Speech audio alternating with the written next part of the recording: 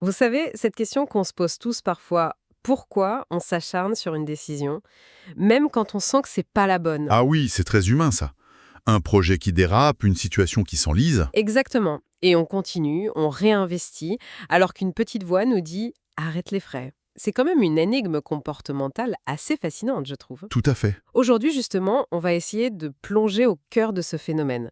Figurez-vous qu'il a un nom en psychologie. Ah oui, lequel? L'escalade d'engagement. C'est un biais cognitif, en fait. Une sorte de raccourci que prend notre cerveau, mais qui peut nous jouer des tours. Mhm. En gros, ce biais nous pousse à persister dans une voie, juste parce qu'on y a déjà mis des choses.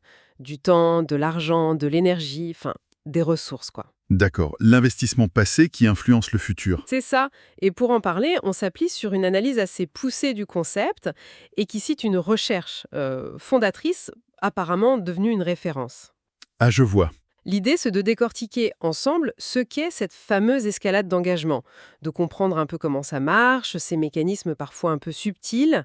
Et pourquoi c'est important de comprendre ça? Voilà. Surtout dans des contextes où il y a de l'enjeu, comme la négociation, la gestion de projet. D'ailleurs, nos sources utilisent une analogie assez parlante.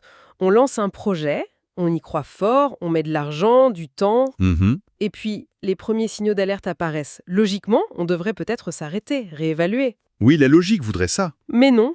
Souvent, la réaction, c'est l'inverse. On double la mise, on s'entête. L'escalade justement. Exactement. Et pour comprendre d'où ça vient, cette idée, il faut remonter à une étude clé, celle de Baristo en 1976. Son expérience a vraiment mis en lumière ce comportement particulier. Vous pouvez nous en dire plus, Samy? Il a fait comment Sto pour observer cet entêtement? Oui, alors l'étude de Sto, elle est vraiment éclairante, parce qu'il a réussi à isoler ce mécanisme de manière assez nette. En gros, les participants, on leur présenté un scénario d'investissement. Typiquement, allouer des fonds de R&D à une des deux divisions d'une boîte, par exemple. D'accord. Et la situation était faite pour que, après une première décision d'investir, eh bien, les retours sur ce projet deviennent mauvais. Les participants recevaient des infos claires, le projet prend l'eau, les perspectives sont pas bonnes. Ok, situation classique d'un projet qui commence à déraper. Et alors, qu'est-ce qu'il observait? Alors la question clé, c'était, face à ces mauvais chiffres, est-ce que les participants allaient décider d'allouer encore plus de ressources au projet en difficulté? Ça, c'était la deuxième phase de décision. Et Sto a comparé les réactions. Et la découverte majeure, c'est vraiment ça, le cœur de l'escalade d'engagement, c'est que tout dépendait du niveau de responsabilité personnelle que le participant ressentait pour la décision initiale. La responsabilité personnelle, comment ça? Oui, c'est ça. Certains participants, on les amenait à croire que c'était eux, personnellement, qui avaient choisi d'investir dans ce projet au début. Celui qui, après coup, s'avérait être un mauvais choix. Mhm. D'autres, on leur disait que la décision initiale, elle avait été prise par quelqu'un d'autre. Un prédécesseur, par exemple. Ah, d'accord, je vois la différence. Était beaucoup, beaucoup plus enclin à réinvestir massivement dans le projet qui coulait. Ils escaladaient leur engagement. C'est fou ça. Donc plus on sent un peu le papa ou la maman de la décision de départ, plus on s'y accroche, même quand ça tourne mal. Exactement. Et Sto a bien montré que c'était pas juste un petit peu plus d'investissement, hein. Ils allouaient des sommes bien plus importantes que ceux qui n'avaient pas pris la décision initiale. C'est cette persistance, non pas face à l'adversité quand il y a de l'espoir, mais face à des preuves claires que ça va échouer, c'est ça qui définit l'escalade d'engagement, D'accord. de ce qui va se passer ensuite. C'est un paradoxe comportemental assez fort, en fait. Oui, parce que la logique dirait stop, on limite les dégâts futurs. Tout à fait. Mais la psychologie, elle pousse à vouloir justifier les pertes passées. C'est presque contre-intuitif. L'analyse qu'on a lue parle d'un véritable piège au psychologique. Et ce que vous dites sur la responsabilité personnelle, ça éclaire vraiment ce terme de piège. C'est pas juste une histoire d'argent ou de temps déjà parti, alors. C'est aussi une question d'ego de devoir justifier ses choix d'avant. Tout à fait. Le mécanisme, il va au-delà de la simple logique comptable des coûts irrécupérables. Vous savez, cette idée que l'argent déjà dépensé est perdu quoi qu'il arrive et qui ne devrait pas influencer les décisions futures. Mhm. L'escalade d'engagement, ça intègre des dimensions psychologiques fortes. Il y a souvent un besoin de cohérence. On veut paraître constant, fiable, pas quelqu'un qui change d'avis tout le temps. Admettre qu'on s'est planté, surtout si la décision était publique ou importante, ça peut coûter cher socialement ou pour l'image qu'on a de soi. Donc, continuer dans la mauvaise direction, ça devient une façon de se prouver à soi-même et peut-être aux autres que finalement la décision de départ, elle n'était pas si mauvaise. Une sorte d'auto-justification. Précisément, c'est un élément vraiment clé. En réinvestissant, on essaye, souvent inconsciemment, de sauver la décision initiale, de la rendre bonne après coup. On se dit, bon, si j'y mets encore plus d'efforts, ça va bien finir par marcher, et ça prouvera que j'avais raison depuis le début. Ah oui. C'est une forme de ce qu'on appelle la réduction de la dissonance cognitive. C'est cet inconfort mental qu'on ressent quand nos actions, continuent à investir, entrent en conflit avec nos croyances ou les infos qu'on a, le projet échoue. Et pour réduire cet inconfort, eh bien, soit on déforme un peu la réalité, soit on s'engage encore plus fort. C'est dingue comme c'est plus complexe qu'une simple erreur de calcul en fait. Et comme le souligne notre source, comprendre ça, ça a des implications très concrètes, notamment en négociation. Comment ça se traduit là? Alors les implications, elles sont un peu doubles, et c'est important de les saisir. D'un côté, il y a le fait de reconnaître ce biais chez l'autre partie. Mhm. Imaginez une négo où l'autre camp défend mordicus une position qui semble, objectivement, pas terrible pour lui ou qui bloque tout. Si cette partie a déjà beaucoup investi en temps de prépa, en concessions déjà faites sur d'autres points, en capital politique interne peut-être pour défendre cette position, eh bien, elle pourrait être victime de l'escalade d'engagement. D'accord. Elle s'accroche pas parce que la position est bonne, mais parce qu'elle a déjà trop coûté. Exactement, c'est ça l'idée. Et reconnaître ça, qu'est-ce que ça changerait? Oui, bonne question. Ça peut changer l'approche. Plutôt que d'attaquer la position de front, ce qui risquerait de renforcer le besoin de l'autre de se justifier, on pourrait chercher des moyens de lui permettre de changer d'avis sans perdre la face, comme on dit. Ah, intéressant. Comment? Par exemple, en amenant de nouvelles infos qui justifient un changement de cap, ou en recadrant le problème différemment, pour que l'abandon de la position initiale apparaisse comme une décision stratégique nouvelle, et pas comme un aveu d'erreur passée.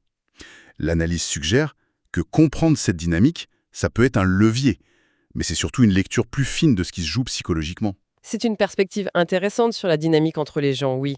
Mais l'analyse, elle insiste surtout sur l'autre aspect.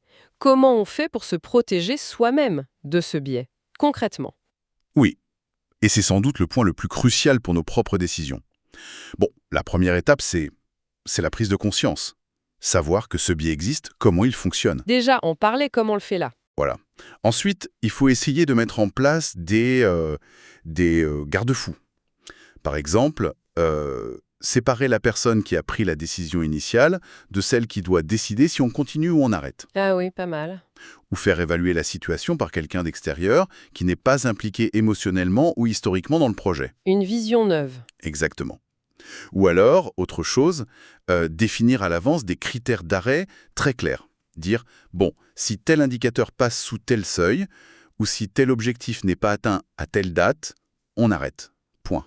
Peu importe ce qu'on a déjà mis dedans. Fixer les règles du jeu avant d'être pris dans le truc, dans l'émotion de l'investissement. Ça paraît logique, oui. C'est une discipline, hein, c'est pas facile, mais c'est essentiel. Il faut aussi activement chercher les informations qui contredisent nos espoirs ou nos décisions passées. Pas juste se concentrer sur celles qui nous confortent, ça c'est un autre biais, le biais de confirmation. Mhm. Se poser régulièrement la question, ok, si je n'avais rien investi jusqu'ici, est-ce que je lancerais ce projet aujourd'hui avec les infos que j'ai maintenant? Si la réponse est non, C'est un gros signal d'alarme. exactement, ça sent fort l'escalade d'engagement. Et ça nous amène à cette conclusion un peu paradoxale, mais forte, je trouve, mise en avant dans notre source. La vraie force, c'est peut-être pas toujours de persévérer comme un acharné. Parfois, c'est d'avoir la force de dire stop. Absolument. Dans notre culture, on valorise beaucoup la ténacité. Le faut jamais abandonner. Du coup, c'est un peu contre-intuitif de voir l'arrêt comme une force. Oui, Pourtant, l'analyse est claire. Reconnaître qu'on est sur une mauvaise voie et avoir le courage de couper ses pertes, c'est souvent la décision la plus rationnelle et, à long terme, la plus bénéfique. Ça demande une lucidité et une force de caractère considérable pour aller contre l'inertie psychologique et la pression sociale qui pousse à continuer. c'est difficile, j'imagine, parce que ça veut dire accepter que ce qu'on a mis avant, c'est perdu, fini, irrécupérable. Et ça, notre cerveau, il aime pas trop. C'est exactement ça. L'aversion à la perte, c'est un moteur psychologique très puissant.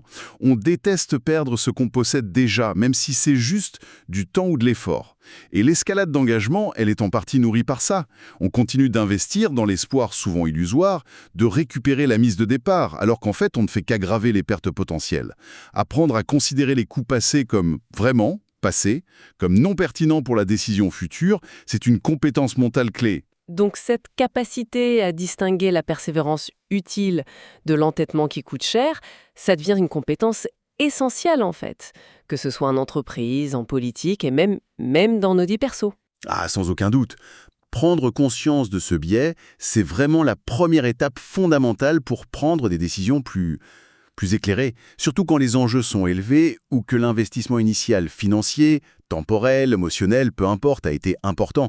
Il faut vraiment intégrer cette idée. Arrêter quelque chose qui ne marche pas, c'est pas forcément un échec honteux. Oui, c'est pas une faiblesse. Non, au contraire, c'est souvent une réévaluation stratégique nécessaire, une preuve d'adaptabilité face à la réalité.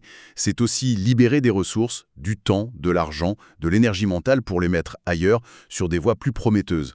C'est une forme d'intelligence situationnelle en quelque sorte.